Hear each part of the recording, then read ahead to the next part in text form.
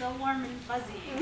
I always feel warm and fuzzy at this conference anyway, and when I have interactions with so many of you online, it's just amazing to see people face to face and put faces with avatars and names with Twitter handles. So anyway, thank you.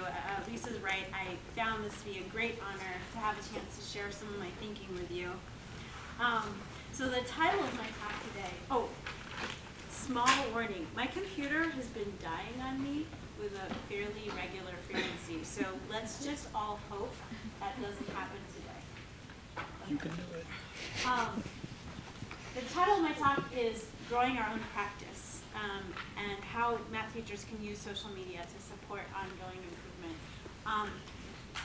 As Lisa mentioned, this is what I study. I study how teachers learn, and I have traditionally done it, as I'll explain in just a minute, in schools and classrooms, but I've gotten, part of my interest in MITBOS is actually seeing people learning real time in online, so it's interesting.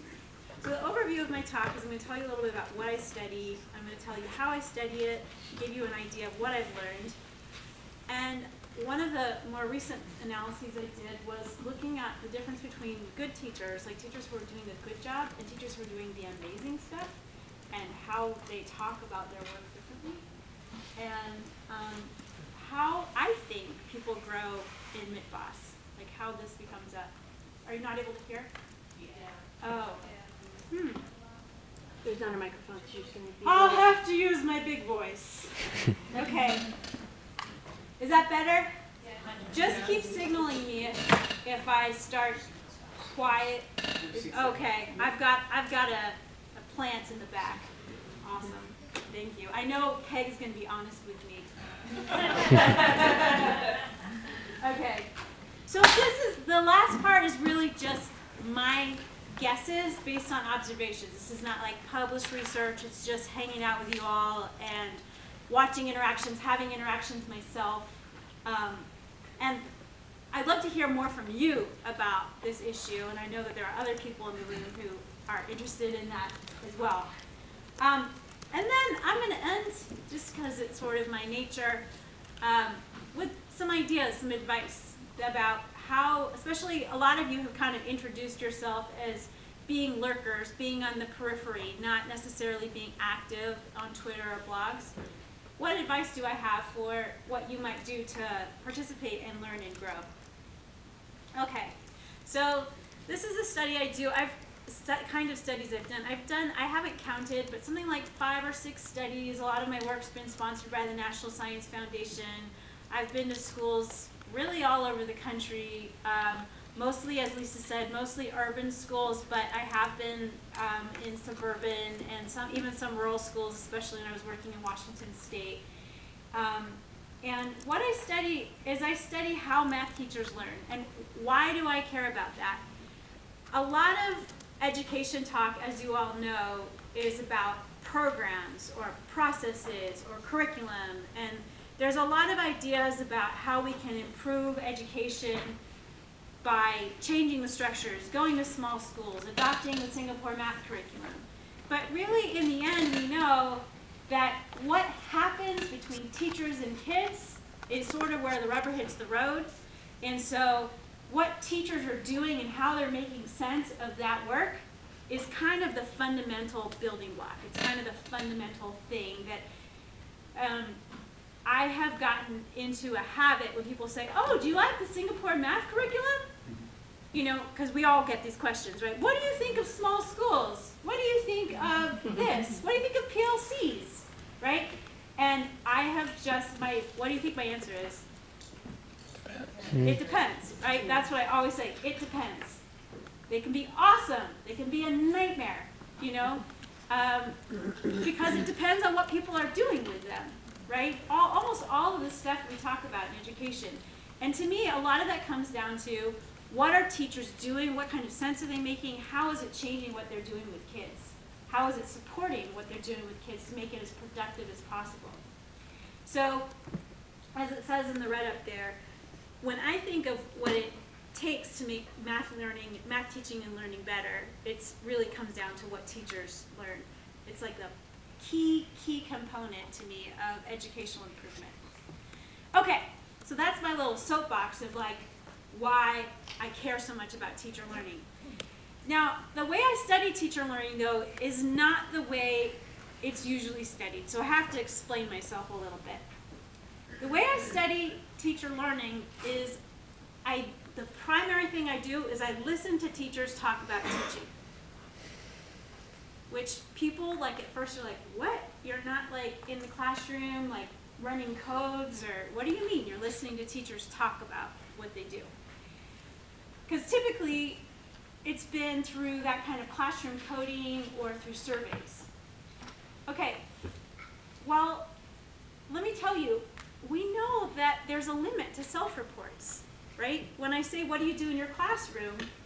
Do you agree with this? There's a lot of problems because you're going to want to like, oh, well, I'm supposed to be doing this, so I'm going to kind of say that I'm doing that, right? Or people sometimes aren't even aware of what they're doing. Like, it's fascinating to me. One of the things that's so fascinating to me about TMC is that you all do share so much about your practice, right? And, but so much of what you do, like, is so part of the schools that you're in, the population that you're with, the colleagues that you have. So, you know, like Chris's example of the sprinkles, which I now know is naughty, like that might work differently in another classroom, with another population of kids, with another teacher who maybe has a different kind of rapport building with, you know what I mean? So talking about what works in teaching is so hard. And so knowing what it is about our own practice that is making it powerful and helping reach kids, it can't always be like captured in self-reports. It can't always be captured in observations. One of my favorite anecdotes about the limitations of observations is there's a woman named Susan Ohanian who talks about her first year of teaching, having an observation, and there was a kid in the back of the room reading a newspaper. And the administrator came in and did her observation, and when he met with her, he was like, what was up with that kid? Like, what, she should not be reading a newspaper in the back of the classroom. This is obviously a long time ago, because now she would have been on her phone. But, and Susan Ohanian said, okay, but you don't know the history here. She wasn't coming to class, and I made a deal with her. If you come to class, I'll let you do whatever you want in the back of the room for the first week that you come back, right? So there's so much history and so many relationships that go on in the classroom that if we come in as outside observers with our kind of prescribed templates, there's things that we can't capture that you know as teachers because you've been there the whole time. So when I listen to teachers talk, I can hear things that those other forms of studying can't capture. I can hear how are problems of teaching being defined? What's being taken as a problem, right? I can hear how are they addressing these problems? I can also see things. I can see what resources do they have in this school, in this place, at this time, to deal with these problems. One of the things that's super interesting, and if I ever got like a giant grant, I might do some kind of mapping. The problems at the beginning of the year aren't the same as the problems at the end of the year. The resources at the beginning of the year, including teachers' energy, aren't the same as the resources at the end of the year. These things really change over time, because I have a bunch of data where I follow the same group of teachers for entire years. And like I can tell you the problems in May. And they're different than the problems in August or September. So the resources they have, which is partly time and place bound, and the limitations they face, right? Because new policies come in, new administrators come in. So unlike these kind of, part of the critique I have of like survey and observational kinds of ways of studying teacher learning is that they focus on ideal types, right? This is what all teachers everywhere should do. This is how all teachers everywhere should think. And by listening to teachers where they're working, I can kind of hear the problems that they're trying to solve that are partly institutional, partly about the policy environment, So, I don't know, this is part of why I love Twitter Math Camp, is because you all are dealing with the reality of classrooms, of the current policy environment, of what kids are facing now that they weren't facing 15 years ago, right? So it's very, very, what we would call situated. Okay, you all with me? Okay. So what have I learned doing this? I've really listened to teachers talk for thousands of hours. It's the most OCD, like crazy, kind of, I don't know, people think I'm very strange. And I'll be watching a video in my office and I'll be super excited and I'll like pull a grad student, oh my gosh, listen to this. Transcribe it. It's crazy. But I'm kind of one of those people who's like hyper attentive to interaction. You know, like, oh wait, did you hear how he said that? Like I get really obsessed by that. So it fits my personality even though people think I'm weird. Okay, so one of the things that I've identified listening to all these conversations across a whole bunch of different groups of teachers with a whole bunch, and I do look at their classrooms. It's not that I don't look at people's classrooms too, but this is like the primary thing I focus on. What I've identified is what is going on when teachers talk that is allowing them to learn from one another, right? What is it that they can hear that is kind of giving those insights, what I sometimes call opening windows onto instructional practice? So one of the things that's different, let me just say back up a little and say something that's different about learning to teach than, say, learning to be a surgeon, okay? I've heard a couple people say so far at TMC, which is like, we haven't been here for 24 hours, I've heard a couple people say, it's not rocket science, it's harder. Well, maybe it's not brain surgery, it's harder. It's harder to learn to teach because, I think, not trying to diss brain surgeons, but I think one of the things that's hard about learning to teach is that the act of instruction and the act of talking about instruction are not simultaneous, right? If I'm learning to do brain surgery, first of all, the anatomy of most brains are pretty much the same, no matter where I am. The anatomy of most classrooms are not the same, right? And so it takes a lot of interpretation on the part of the teacher to go, what's going on in this class, right? What's going on in first period that's different than third period? There's so much to make sense of, right? And a brain surgeon, a junior brain surgeon, can actually be at the elbow of, or now they project it on screens, and watch brain surgery in real time. And the expert surgeon can be like narrating, now I'm making the incision here, and I'm going to use such and such tool. We don't have that ability in instruction, right? So like, Fawn's in a room and she's having this dialogue with a kid, and even if I'm observing in her room, I might be over like watching this other group at work. So seeing all that's going on in a classroom is really, really hard.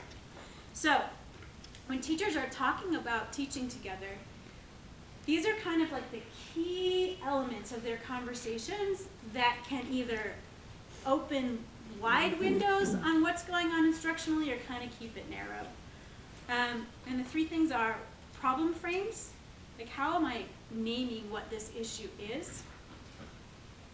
How am I representing the work of instruction, the representations of instruction? I'm going to tell you more about all these things. And then, like, how are we interpreting it? Like, what are kind of our claims about how the world is, how kids are, what math is, that is going to kind of provide the goggles for making sense of all that information. So problem frames describe how teachers name and describe the issues they encounter. So for example, here's a problem that a lot of us see. Some kids are finishing their classwork before other kids. How many of you have seen this problem in your classroom? Okay, right, common problem, right? So when I've heard teachers talk about it, they can use different kinds of frames. Sometimes teachers will use what's called like a fast kid, slow kid frame. I've got the fast kids and they're finishing before the slow kids. And I'm not sure what to do with the fast kids once the slow kids have finished. That's defining what's going on in my classroom with a certain frame. It's making certain kinds of assumptions and it's defining the problem. I've also heard teachers talk about it as a problem of curriculum.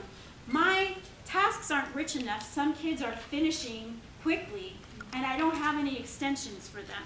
I need to find richer problems, right? It's the same thing going on in the classroom, but the teacher is narrating it, interpreting it differently. Does that make sense? Okay, awesome.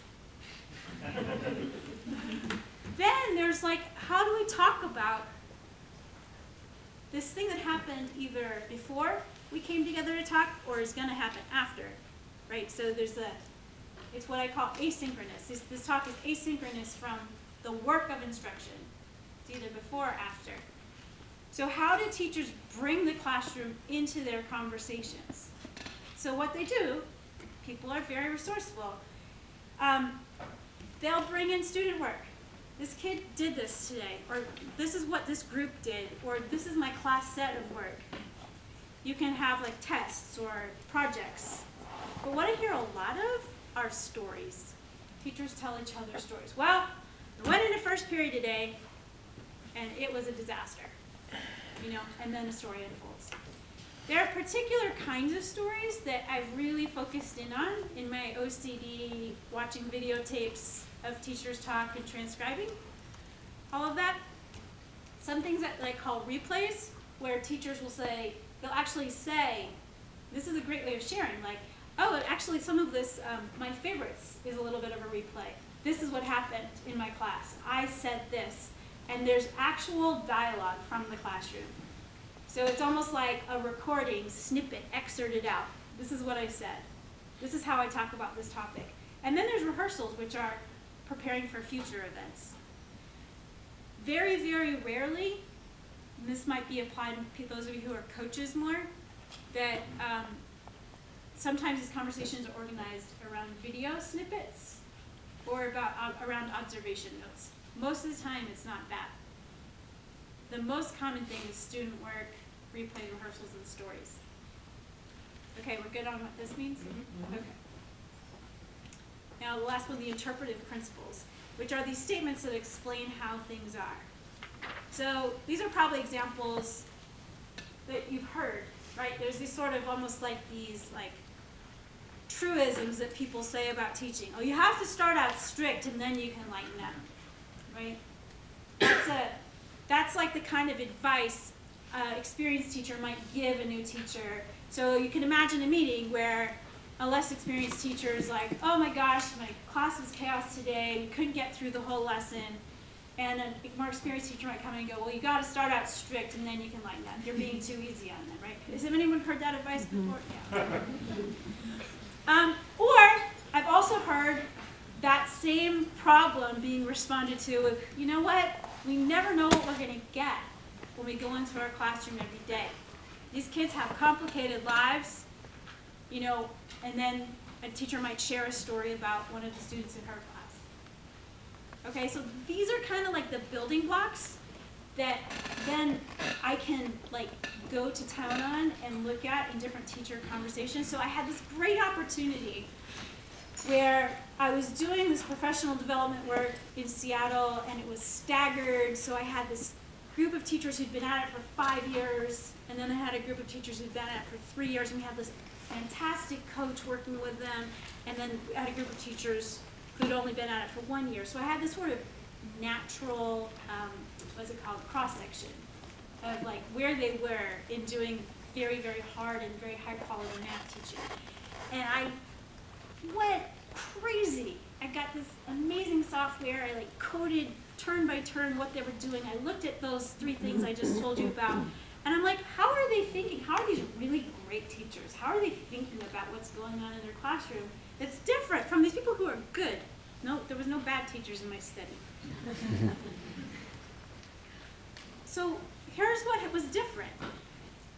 The great teachers, when they talked about problems, they were things they could do something about. There was action, they were actionable. So the fast kids, slow kids frame that I mentioned, there's not really a lot you can do about that as a teacher, right? It's like, some kids are fast, some kids aren't so fast. That's the end of the story, right? The curriculum, finding rich tasks, that's something you can do about. Something about. Oh my gosh, I'm on videotape. That's something you can do something about, right? So they're actionable. They define the problems that they face in instruction in an actionable way. This was super, super interesting to me. The representations of practice that the great teachers brought into their conversations had way more student voice. So if they were saying this is what happened today and gave a replay of something that happened in their classroom, it wasn't either student voice or teacher voice, it was in dialogue. So it was like I said this and the kid said this and this other kid said that. And they also took student perspective more. So when they looked at student work, for example, they'd be like, oh, I think this kid was thinking, and actually kind of try to step in the shoes of the kid to interpret. And then the interpretive principles that they use was kind of like, this is how the world is statements.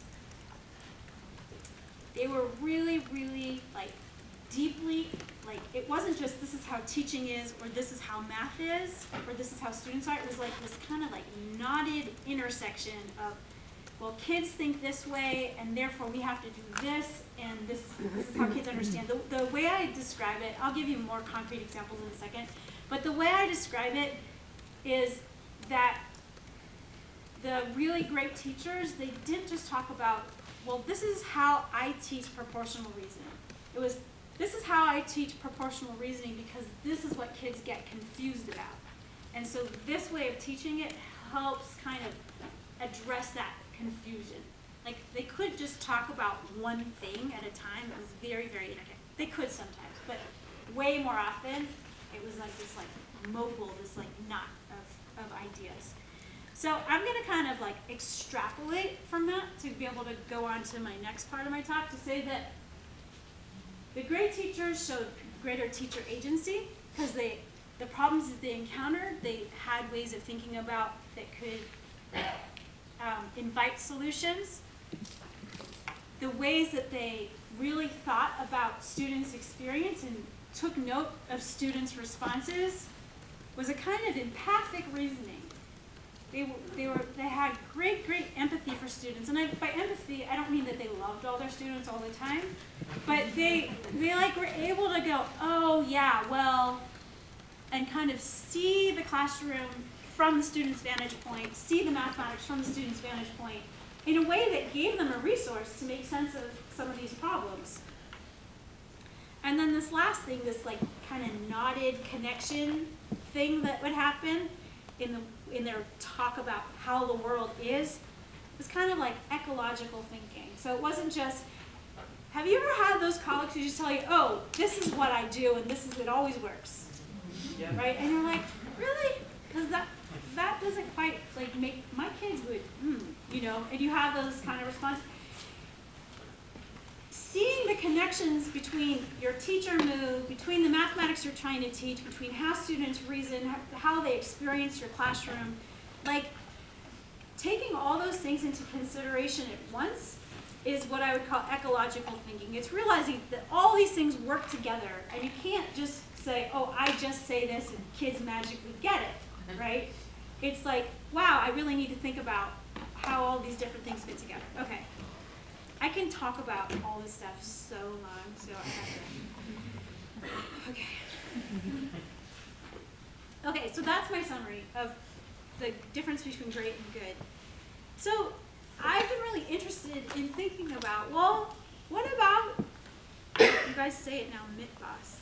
Okay, MITBOS. What about MITBOS? Like, how can I take what I've learned about the difference between great and good and think about this environment, this learning environment that we have between Twitter and blogs and global math department. There's so many resources, so many online resources. How can that work to support teachers who are trying to move from good to great in different parts of their practice? So I'm going to try this. This is a poll everywhere poll, and I'm going to ask you, I think I have to exit this though, and my computer, like I told you, is not my friend. Hold on, no, wait, we might be okay. Hold on. Hold on. It's just super, super slow. And my university said it's 6 months until they're allowed to buy me a new computer, so I'm not sure like, if it's going to take absolute death to convince them otherwise. Okay. Oh, good. Okay, it's popped up 3 times now. Okay, so this is pull out of our poll. And this is my first time trying a presentation. But what I want you to do is take a second, because I have my ideas about where I've seen learning happen on Midbus, but I'm curious to know, like, which platform were